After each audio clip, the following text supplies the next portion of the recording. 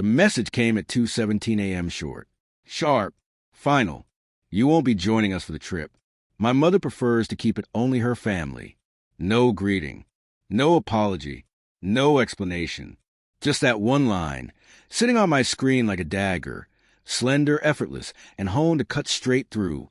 I stared at it longer than I should have, waiting for something else to follow. A second message. A sorry. A lie. But it never came.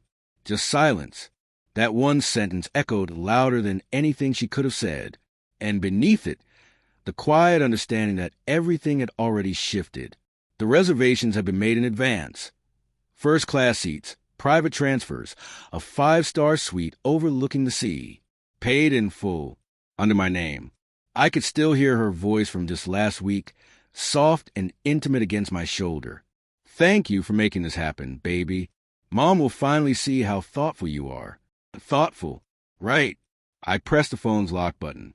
Sat in the dark. The room didn't move. My pulse didn't jump. I wasn't confused. I knew.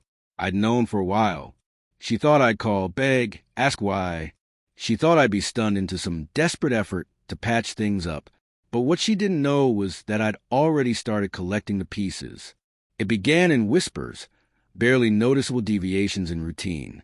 The gym bag she forgot twice in the trunk. Weekend meetings that didn't match her calendar. The phone suddenly always locked. Even at home, I'm not a man prone to suspicion. I don't throw accusations without weight behind them. But when silence starts echoing louder than words, you start listening differently. I notice how she laughed at messages I never got to read, how her body curled away from me at night, how her hand reached for her phone more than it did for mine. And then, late one night, a call she thought I'd slept through. Her voice, low, too intimate. Yes, he's clueless. She wasn't talking to her boss. She wasn't talking to a sibling. She wasn't talking to her mother. I didn't confront her. I didn't scream or accuse. I did what I do best. I analyzed. I logged into our shared phone account. Exported call logs. Just numbers.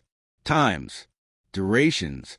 Then I ran the data through a parser I built myself. It wasn't hard. One number stood out. Over 120 texts in 2 days. The area code rang familiar. I didn't recognize the name, but the pattern was clear. I bookmarked it, let it simmer. That message about the trip, that wasn't surprise. It was a match flicked against gasoline. I called the travel agency that morning. Had the tickets frozen, not canceled. Reclaimable. Mine alone. Then I contacted the hotel and transferred the reservation to my name. She wouldn't know until they reached the desk. Let her explain that to her mother, but that was just surface justice. Underneath, I got to work. Hired a private investigator. Not some tabloid stalker, but a quiet professional who knew how to stay invisible.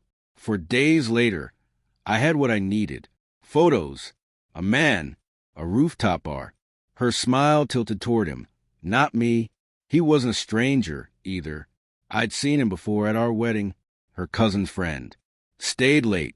Complimented her dress too many times. Drank my whiskey. Laughed too loud at my stories. Apparently, that connection never ended.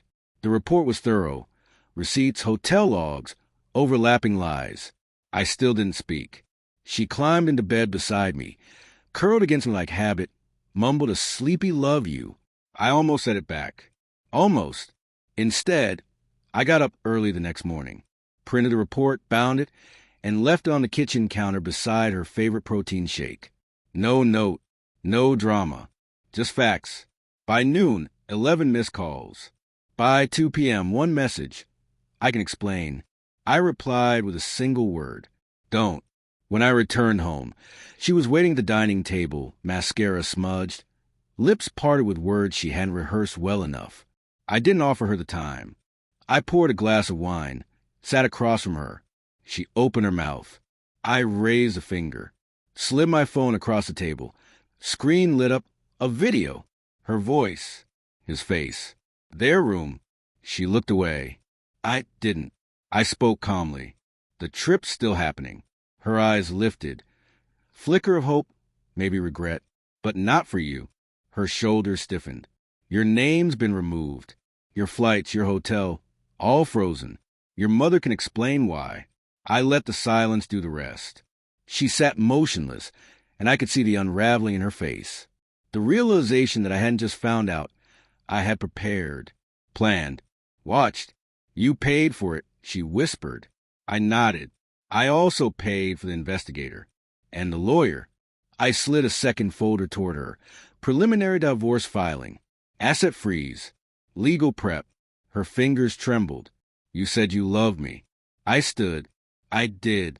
That's why this hurts you more. Then I walked past her. Past the memories, the holidays, the carefully folded lies.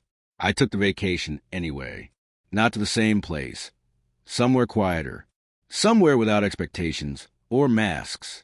Just silence, and this time it felt like peace. She texted once.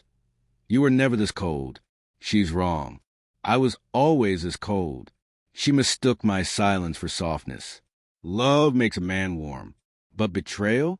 Betrayal teaches precision. I didn't lose her. I let her go so she could feel the fall all the way down.